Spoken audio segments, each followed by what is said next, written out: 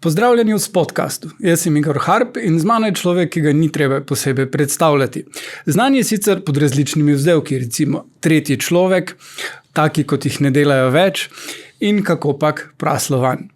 To je tudi naslov dokumentarnega filma o njem, filma, ki je dan pred našim snemanjem ravno dobil nagrado na Festivalu slovenskega filma za najboljši film po izboru občinstva. Zoran Predin, pozdravljeni v podkastu. Hvala za povabilo.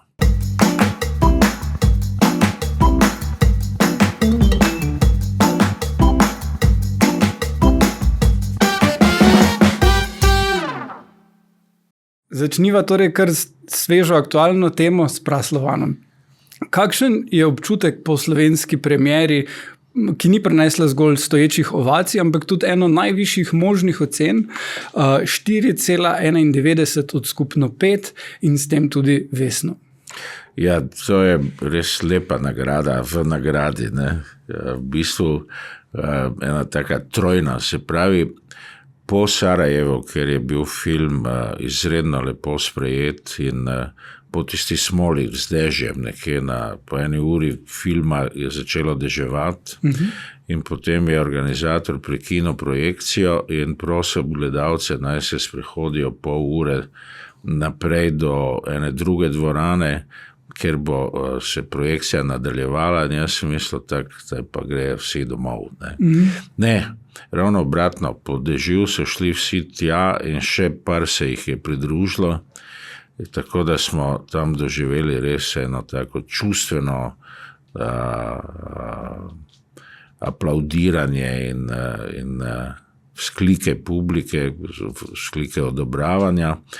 Nekaj podobnega brez dežja se je potem ponovilo v Beogradu in nisva pa s Slobodanom mogla predvideti točno, kako bo pa slovenska publika reagirala, tako da sva imela malo treme, ker vsi tisti stereotipi o zadržanosti, pa o tem, da doma nihče ni prerok, pa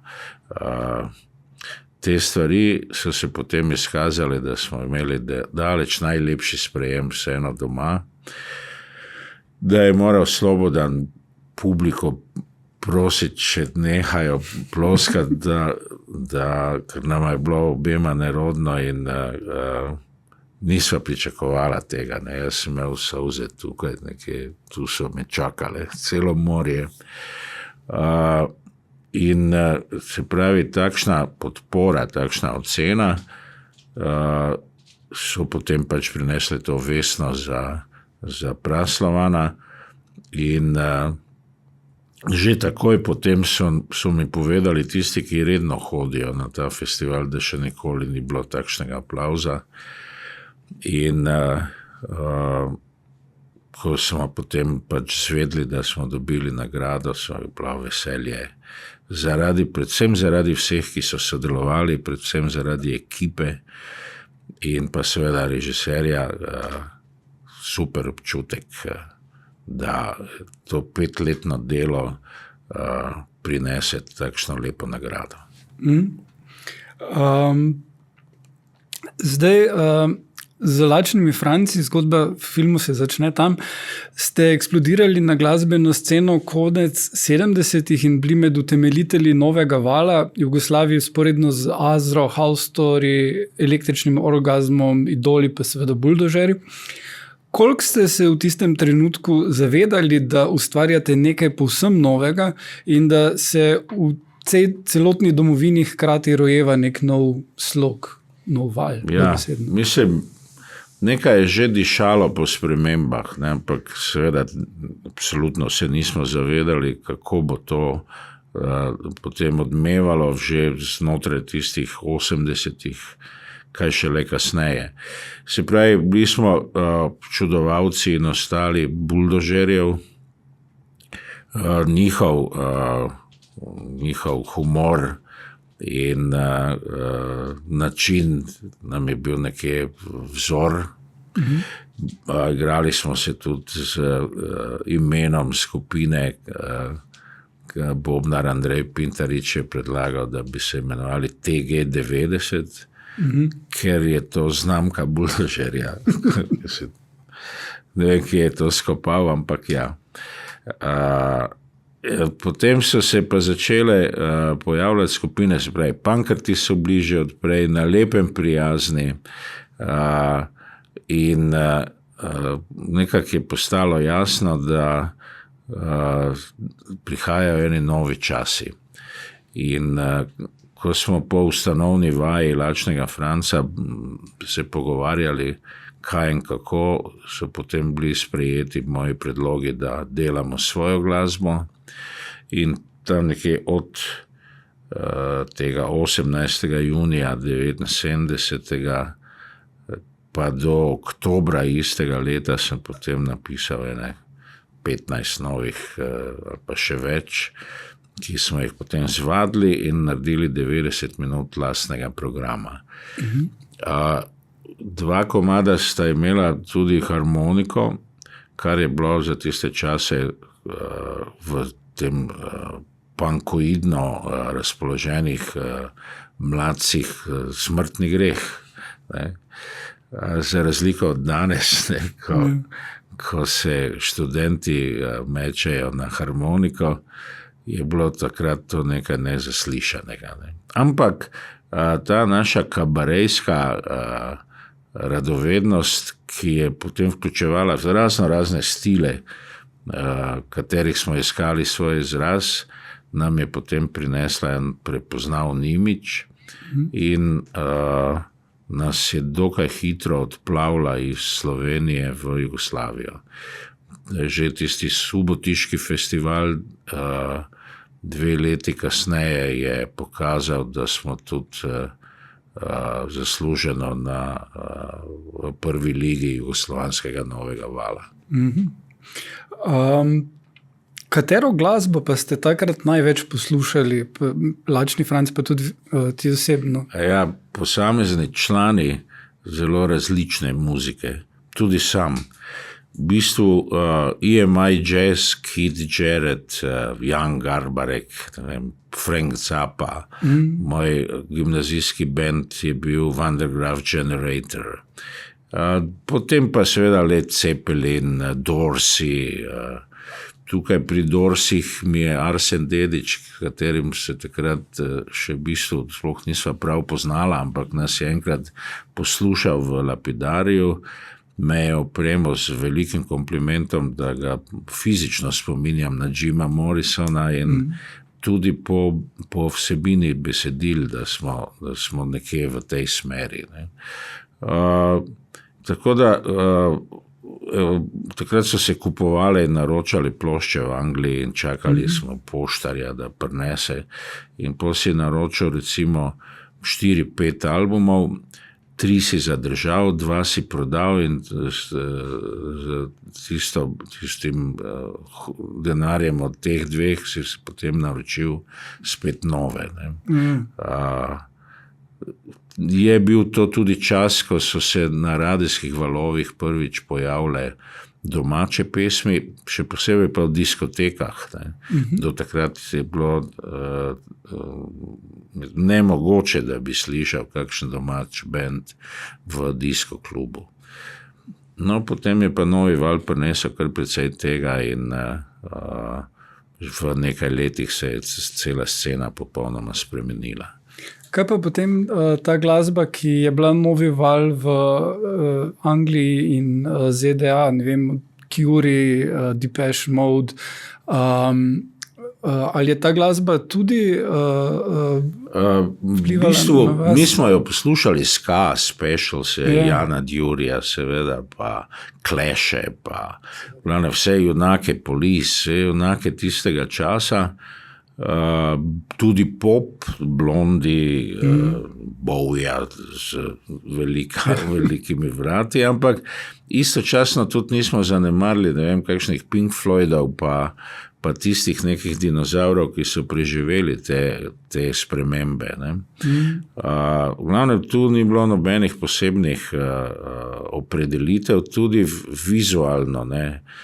Skupina Lačni Franc je slovela potem, da ni imela imidža in tudi se nismo nikoli oblačili v neke rockerje, moja usnjena jakna, ki sem jo dobil za 2 litra vina od enega gospoda, ki je bil zaposlen na pošti, je bila mogoče še najbliže nekemu rokovskemu zgledu. Drugače smo pa izgledali vrhunsko bedasto v enih rešicinih puloverjih. Tale vizualni del nam je bil popolnoma tuj, popolnoma vseeno nam je bilo, ali imamo gumijaste škorne, ali teniske, ali pa japonke, ali karkoli. Skratka, tukaj smo bili za vse te razne menedžerje, ki so nas obletavali, v srbo-hrvaščini se je reklo promašeni slučaj. Imeli so razne načrte, hteli so nas džins obleči, pa potem, da bi imeli bele nogavice in bi imeli ene rokabili, frizure, pa glavnem. Tudi drugače so bila 80. leta najbolj grozne mode možne, ženske in možne.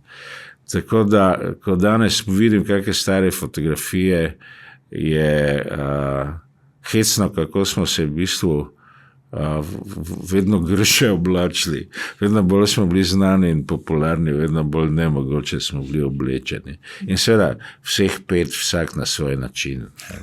Otto Rimele je na prvi beograjski koncert oblekel spalno srajco svoje babice in si na gipsonko obesil lectovo srce.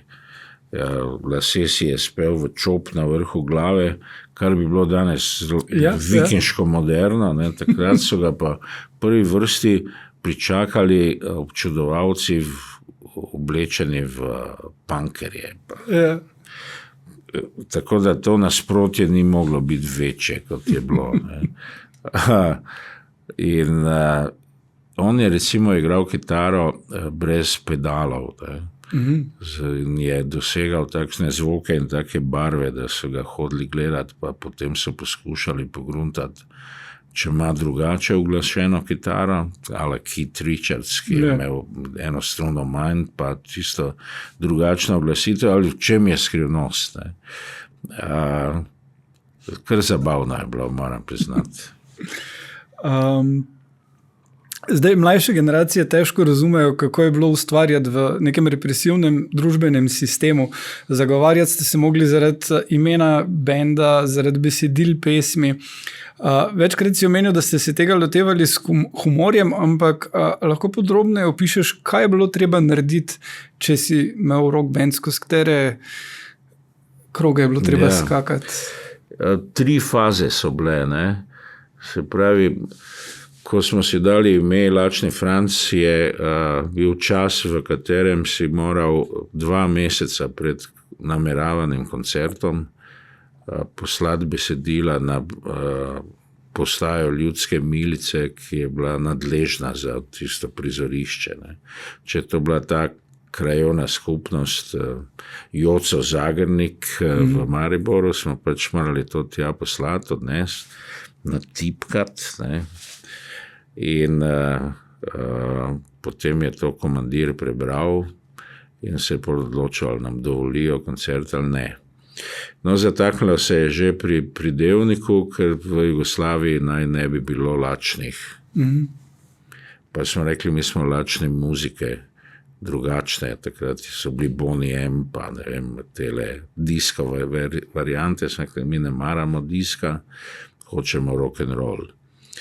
In to je bilo sprejeto. Ne. Kaj pa Franz in kot nemško ime in češ, da je že generalmajster iz Maribora nagnal Nemce, potem pa še partizani. Ne. In pač je bila domislica ta, da smo občudovalci madžarskega komponista Franca Lista in da njemu čast nosimo ta Z v imenu, in tu so bili komandirji v zadregi, ker niso točno vedeli, kdo bi naj bil ta madžarski komponist. In potem so pač prebrali besedila, ne? No in ta besedila, če si hotel, da bi kakšnega zavrteli na radio ali pa da bi dobil dovoljenje, da ga v živo izvajaš, si ga moral skriti v dvopomenskost. Ne? In erotika je bila nekako najbolj, vsaj meni, erotika in humor najbolj prikladna maskirna sredstva, da si lahko razumel tekst tako ali pa tako. In to nam je potem pomagalo, da smo pač dobili dovoljenje, da lahko potem izvajamo po krajevnih skupnosti, na gimnaziji in še kje svoje koncerte in svoje pesmi. No, kmalu potem se je pojavila druga faza, ki je pač ta erupcija popularnosti v zelo kratkem času dosegla nek nivo, ki oblastem ni bil najbolj všeč, je bila faza ignorance. Se pravi, po kakšne pol leta so nas mediji konstantno ignorirali. Nikjer nič. Mislim, lahko smo igrali, tako da samo na terenu smo puščali sledove, v medijskem smislu pa ne. No, potem se pa domislili, ker pač mi smo imeli vedno več koncertov, namesto vedno manj, ali pa so se pa domislili novega trika, ne? To je pa tako imenovana faza asimilacije, ko te potem režim poskuša diskreditirati s tem, da te nagradi. Dobil sem Zlato ptico, pa dobili smo 7 sekretarjev SKOJ-a, eno prestižno jugoslovansko nagrado, na katero sem danes zelo ponosen, v bistvu na obe, ker imam tam čudovito družbo. Ne. Tam je, ne vem, Rajko Grlić je dobil v tistem času, pa skupina Buldožer, se pravi Brecelj, pa košarkarska reprezentanca Jugoslavije, pa v glavnem super imena. In namen je bil pa seveda tak, vsi tisti, ki so nas najprej hteli prepovedati, potem pa ignorirali, so se zdaj slikali z nami. Ne. Češ, to so naši fantje, ne. Poglejte, mi se imamo radi. Ne. No, ampak publika k sreči temu ni nasedla in je prvi album vseeno doživel oceno šunt. Njen je bil za 20 ali 12 ali 15% dražji od ostalih. Ne. Kar je bilo za nas absolutno bazični kompliment. Ne. Če ne bi dobili statusa šunda, bi naša publika mislila, da je z nami nekaj narobe. Tako da pač po teh parametrih za nazaj, ne, je zgleda vse skupaj dokaj hecno, ne? Ampak lahko vam zagotovim, da ni bilo hecno. Nekega dne so se pojavili pri nas 5 doma detektivi Ozna in so nas odpeljali vsakega posebej v svojo sobo na zaslišanje, na Majstrovo, na postajo Ljudske milice, na našo policijsko. In po 2-urnem zasliševanju vse okrog benda in teh stvari v klasični postavi dobrega in slabega policaja z blindiranimi vrati brez kluke na notranji strani, z ogledalom na zidu in te stvari, so nas potem ob istem času privedli na hodnik vsakega iz svoje. Takrat smo se zagledali, da smo v bistvu vsi istočasno aretirani in me je postalo strah, da nam bojo kaj potaknili. Potem so nas odpeljali na prostor, kjer smo imeli vaje in tam nekaj šarli in sem rekel, zdaj bojo našli kakšna mamila ali pa bombe ali pa pištolo ali pa karkoli. No, k sreči ni bilo nič od tega. Izgovor je bil, da iščejo neke barve, s katerimi naj bi nekdo po noči prebarval občino z protidržavnimi gesli. Tako da nam je potem posledično ta nagrada 7 sekretarjev Skoja prinesla en tak mir takšne sorte. Ne. Zdaj, če so nas že proglasili za svoje, potem se je tudi to očitno nagajanje nehalo. Ne.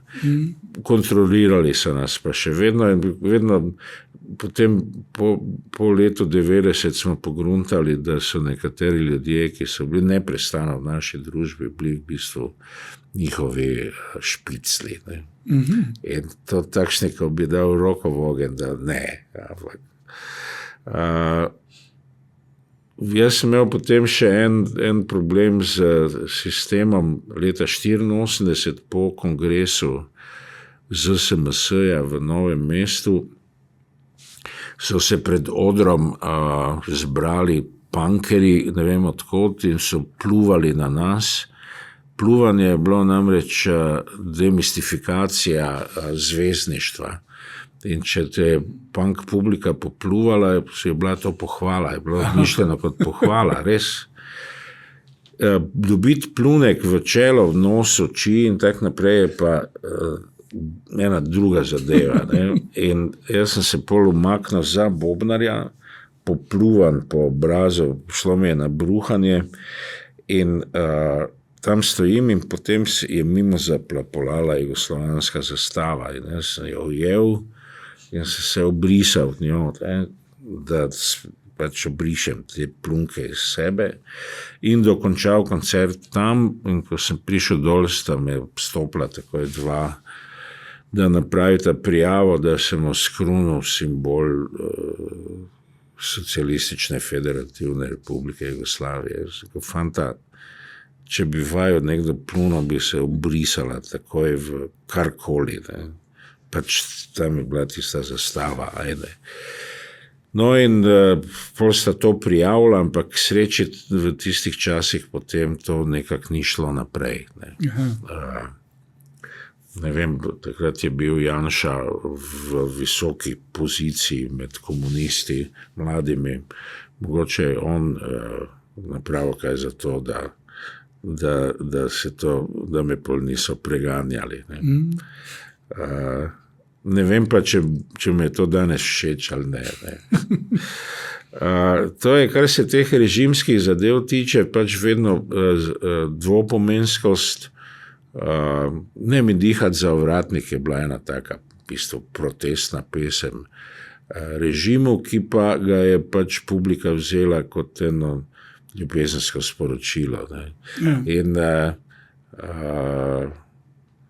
tista koza nora je bila vse sume, da gre za karkoli političnega, tako je zavrgla. Ja. Ja, besedila so pogosto politična, ravno tole, ne, je eno bolj znanih takih zamaskiranih, ampak in tudi po prehodu v demokracijo si bil pogosto kritičen do politike in do družbe, ampak se zdi, da je danes tovrstni glas kritike manj slišan, kot je bil takrat, manj odmeva. Zakaj meniš, da je tako? Ja, jaz se to pogledno nisem spreminjal. Ne. Mene je zaradi Praslovana in še nekaterih kritičnih tekstov, ko si Rdeče zvezde šivala, pa kakšnih teh, kjer je vse skupaj izgledalo, da je moje srce na desni strani, so me kontaktirali po pošti razni emigrantski aktivisti in tak naprej.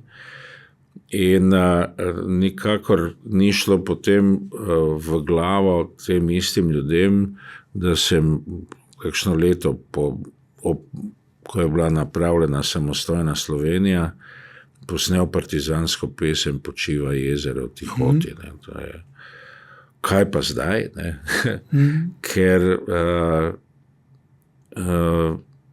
enostavno je pač šlo za to, da se nisem boril za kapitalizem, ampak za pravo demokracijo. Ne. Pač jaz stojim na postulatih francoske revolucije, to je liberté, fraternite, egalite in to še danes smatram za neko osnovo. In pa, da spoštujem partizanski boj brez politične barve. Se pravi, nikoli nisem bil član partije, niti še ena hecna anekdota, niti član ZSMS-ja, ker sem takrat, ko smo imeli pri pouku filozofije na mizi te pristopne izjave, da moramo iz Zveze mladine Jugoslavije pristopiti v Zvezo socialistične mladine Jugoslavije, sem pač dvignil roko in sem vprašal, zakaj. Pa so me vrgli ven in dejansko pravno formalno nikoli nisem bil član ZSMS in kot tak tudi nisem bil upravičen do nagrad. Aha. Tako da zdaj, mogoče jih bo moral vrniti nekega dne, ali ne vem.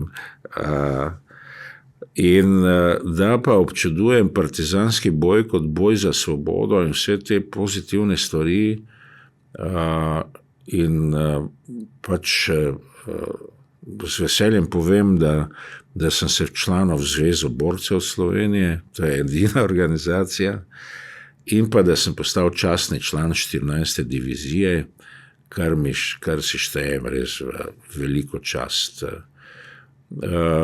Biti član Zveze borcev, to pomeni, da dobim enkrat na eno časovno enoto, eno plavo kuverto, pa še vedno nastrojna tipkane te stvari, pa eno položnico za članarino. Kaj je očitno še vedno v tistih pisarnah ostalo dovolj plavih kuvert, pa pisalnih strojev, pa teh prav tak romantično zgleda. No? Ampak jaz za tem stojim in resno mislim, enkrat sem odgovoril na eno vprašanje, da se imam za zelenega partizana, ne, se pravi ekološki partizan. Ja, se že v Zadnji večeri v pesmi je to, ja. Močno ekološko sporočilo. Ja.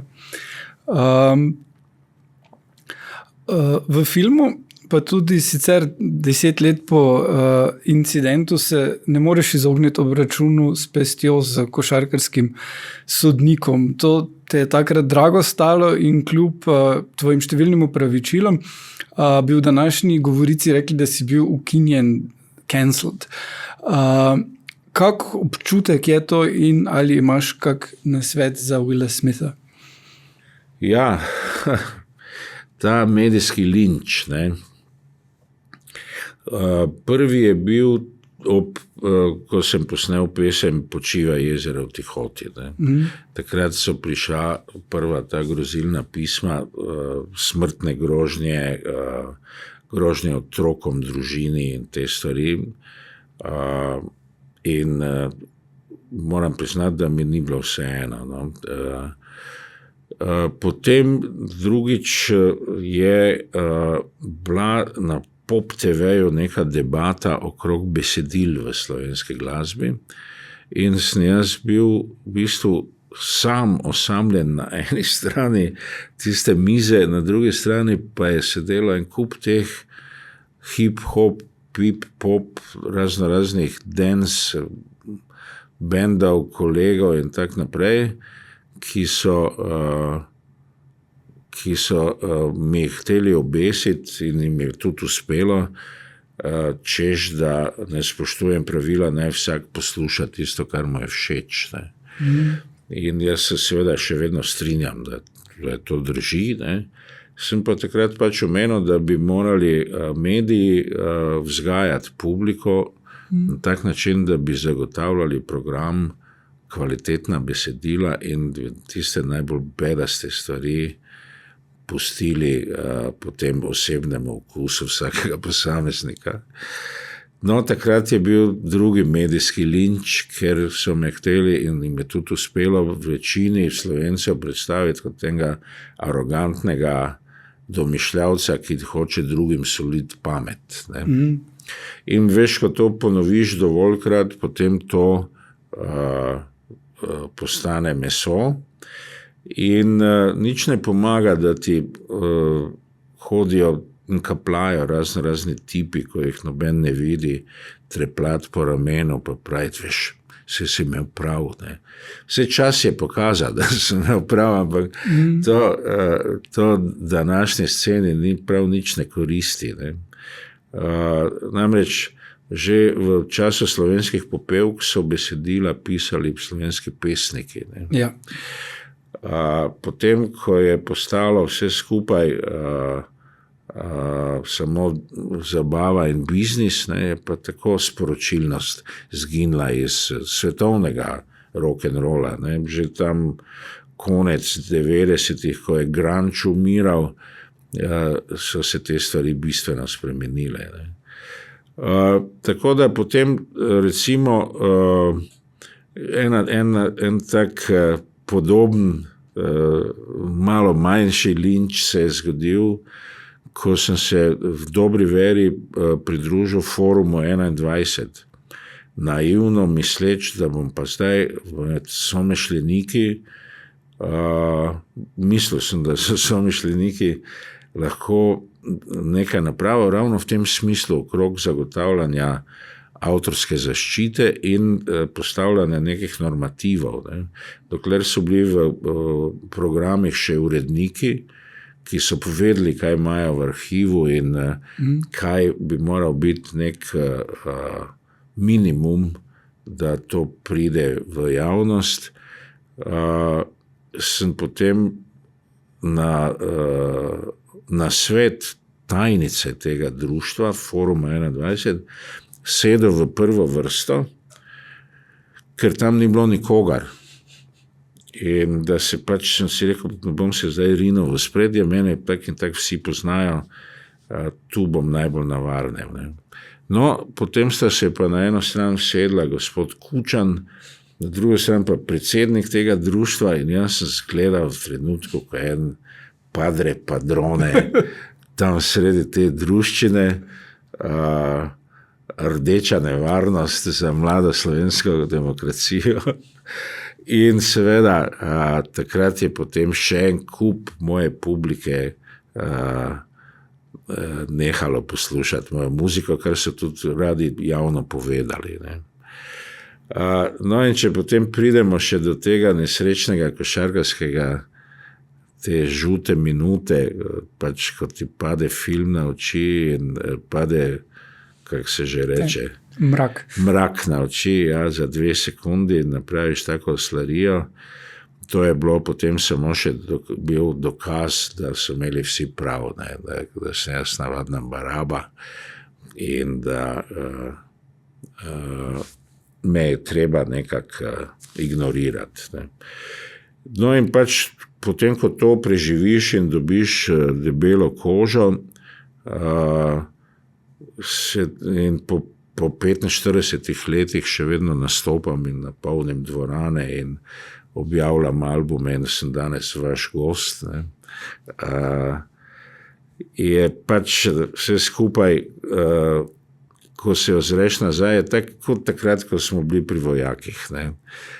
Vso sranje pozabiš, samo spomniš se neumnosti in tistih bedarij, ki so te tam poskušali vtrpati v glavo.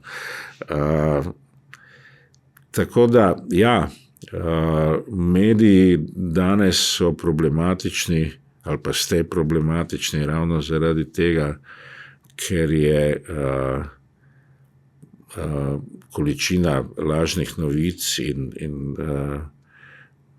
kako bi rekel, preobrazba medijev v strokovnosti in pri dejstvu, da denar, kapital ustanavlja medije in jih med sabo povezuje. Ne. Na glasbenem področju se to najboljše pozna, da včasih so bili to različne stvari, je bila ena diskografska hiša, eno je bil publishing, eno so bili mediji, radiji, televizije, videi in te zadeve, 4. stvar so bili organizatorji koncerta in to. Zdaj ima pa vse skupaj en in isti kapital, ne, in ta kapital proizvaja to, kar mi poslušamo in gledamo in tako naprej. neodvisni portali, ne, dokler je internet še koliko toliko odprt, tako tisti, ki hoče, najde. Veliko mladih bendov je, ki mislijo svojo glavo, imajo odlične pesmi in tako naprej, ampak so daleč od pozicij, ki smo jih mi z lahkoto dosegali v 80-ih letih. Ne. In pa zdi se mi, da je pač ena resna država, resna politika bi morala začeti pri izviru zla, to so pa anonimni komentarji. Dopuščanje anonimnih komentarjev je v bistvu močvirje in bazen, iz katerega zrastejo vse laži in skozi katerega lahko tako politična stranka kot kakršnokoli drugo profitabilno gibanje plasira svoje resnice do te mere z veliko količino denarja, da one postanejo enostavno dejstvo. Sami v tem nekem moralnem smislu opažamo, da laž nima več kratkih nog, ne? Da marsikakšen pregovor enostavno več ne drži. Trump je etabliral laž kot politično sredstvo za doseganje nekega cilja. Laž je zdaj ni več smrtni greh. Ne? Od tistih 10, ne vem, ne drži kaj več veliko. Ampak je zdaj bedak tisti, ki laži nasede. Se pravi, ni kriv ta, ki laže, ampak je kriv ta bedak, ki temu nasede in verjame. Ne? Tako da zdaj moramo biti pa spet pozorni na lažne portale, ne vem, ko vidiš, koliko ljudi naseda na te sporočila po mailih, da so v Afriki jih en princ opozarja, z njih izžrebali, da jim bojo dali $10 milijonov. In ker to ne presahne, veš, da na vsake toliko in toliko 100,000 naslovov, kamor pošljajo to, se vedno najde en, ki jim zaupa svoj žiroračun, pa se potem čudi. Ja. Zadnje čase, mislim, že nekaj časa tudi pišeš knjige in lani je šel tvoj drugi roman Brezmadežna. Zdaj, nedvomno je presenetilo številne tvoje oboževalce, da je to pravzaprav znanstveno-fantastični roman postavljen v neko distopični svet. Kaj te je spodbudilo k temu žanru? Tu je zdaj tekmovati z resničnostjo, ne? Je zahtevna, nemogoča naloga. Ker takšne oslarije, kot si jih lahko zmislijo današnji časi, fikcija težko dohaja. Res. Kaj vse ljudje počnejo en drugemu, to je zbirka mojih kratkih zgodb je imela naslov Dno nima dna. Ne? Kolega Balašević je skoraj istočasno izdal eno pesem z naslovom Dno dna. On je v bistvu bil še kar optimist. Ne? Tako da, če hočeš danes napisati neko angažirano, mogoče tudi protestno, eno tako vsebino, jo moraš nekako umakniti iz vsakdanjosti. Ker se mi zdi, da je vsakdanjost tako prisotna bistveno bolj kot kadarkoli. Največje pop zvezde današnjega življenja so politiki. Dnevna politika nas duši z vseh strani, vseh možnih koncev se pojavlja. Ne? Malo ena skandinavske družbe in tako naprej tega še zdaleč nimajo toliko. Ne? tam so njihovi politiki na 7. strani, recimo. Ene bistveno bolj pomembne stvari so na prvih straneh, recimo prav ekologija in neki poskusi ukrotiti divji kapitalizem, neoliberalizem z nekimi socialnimi ukrepi. Ne. Recimo ta, kako se mu že reče, splošni dohodek, univerzalni temeljni dohodek, ki bi vsaj za nekaj časa lahko neke te socialne zadeve poštimal. Ne. Ampak zdaj, da se vrneva k literaturi. Ne. Tisti hip, ko sem ugotovil, da ne morem več pisati sporočil v svojih pesmih, ker je radio-friendly 3-minutni format te stvari onemogočil, ker so playliste takšne, ki jih centri, ki prej omenjeni kapitalski, ki proizvajajo muziko in organizirajo koncerte in tak naprej. Live Nation je ena taka ameriška korporacija, ki je uničila en kup evropskih festivalov, ki so hteli neodvisno od njih forsirati neke bende, tudi lokalne, in recimo v Amsterdamu in Kopenhavnu se je zgodilo, da so tradicionalni festivali enostavno ekonomsko propadli, ker je Live Nation skupina en dan ali pa 2 dni prej v 15 km oddaljenem kraju organizirala koncert U2-jev pa teh svojih največjih zvezdnikov in ti koncerti festivali so propadli. Ne. Tako da zdaj ta pokrajina je dokaj dolgočasna in tu je treba ozreti, potem pa poiskati na enek uspeh en tak underground research napraviti, pa najti dobre vsebine. Ne. No in to, o čem nisem mogel peti, sem potem prelevil v pisanje proze. Tu sem še toliko na boljšem, ker za en dober tekst imaš na voljo enih 50 besed, tu za en roman pa vse besede tega sveta. Ne. In zdi se mi, da tudi v tem, ravno kar sem v enem projektu, ki se imenuje Analogna rasa, in pač ugotavljam, da v enem trenutku je kazalo, da bo papirnata knjiga izumrla, ne.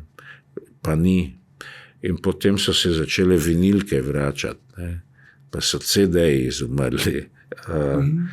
In da se pač te neke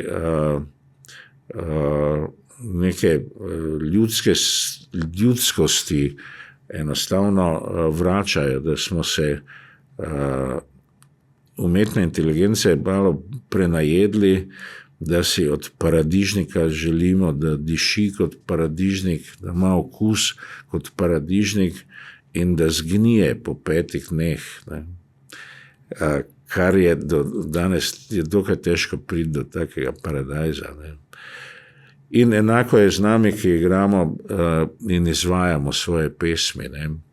Novi rodovi radi poslušajo živo muziko. Ne.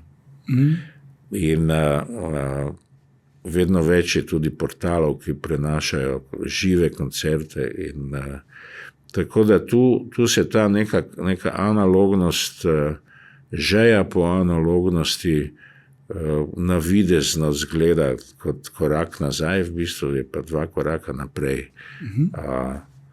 Je pa res, da umetna inteligenca je pa tudi, kar se literature tiče in teh zadev, velik nasprotnik. Ne. In ga moramo nekako pravočasno spet zasužniti nazaj, zdaj je malo podivjala. In kontrolna lučka je pa pri tem, ne, dokler ne bo razumela prenesenih pomenov, ne, smo v prednosti. Ne. Tisti hip, ko se bo pa začela smejati našim vicem, pa smo ga pa najebali. Ne. Zdaj, v zadnjih 5 letih si posnel 4 albume, sodeloval pri ustvarjanju Praslovana, koncertiraš z Nikolom Čutirilo kot Analogna rasa, pa še bi lahko naštevali. Mogoče bi lahko svojo ponarodelo frazo bolj star, bolj nor pretvoril v bolj star, bolj kreativen. Kaj v bistvu lahko pričakujemo še zdaj? To je ena taka diagnoza, ki bi starejšega občana, kot sem jaz, lahko označila za osebo z bolezenskimi simptomi, deloholik. Ne vem, mislim, jaz s tem nimam nobenih težav. Zdaj, večkrat sem pomislil na to, da bi si izmislil nek psevdonim, ker verjamem, da moje ime obremenjuje moje romane. Da, če bi se skril pod nek psevdonim, pa če ne bi imel tako značilne barve glasu, da bi lahko tudi kakšen album posnel, pa ljudje ne bi vedeli, koliko je to stara zadeva. Zato, ker se še vedno popolnoma napačno nova muzika ocenjuje potem, koliko so stari ljudje, ki jo izvajajo. Zakaj jaz ne bi mogel narediti enega novega, svežega komada? Ker sem pač stari prdec. Če bi se pa skril, pa bi si malo modificiral barvo glasu, pa napravil nekaj, potem bi tisto pesem rešil teže svojega bremena, svojega imena.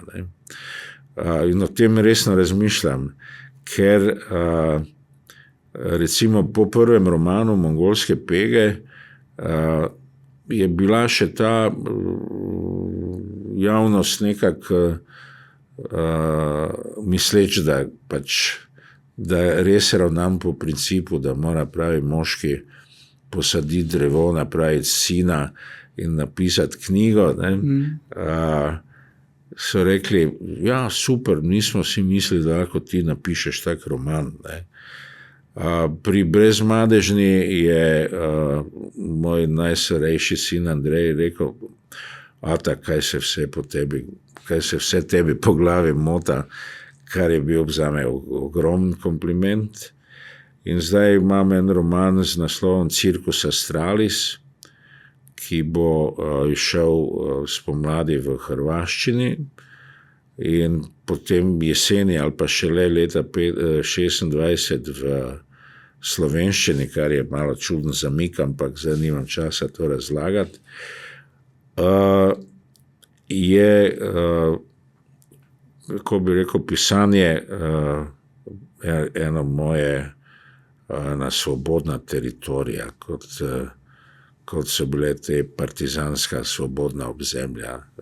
Tak način jaz to svojo novo svobodo najdem v pisanju.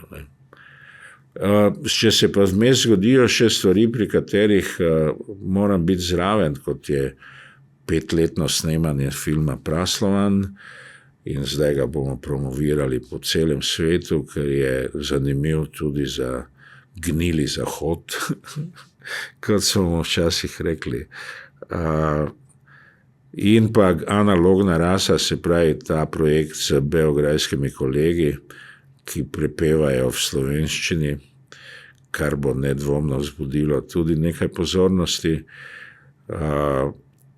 Tako da to premagovanje barier in grajenje mostov je pa še vedno moj najljubši hobi. No, super.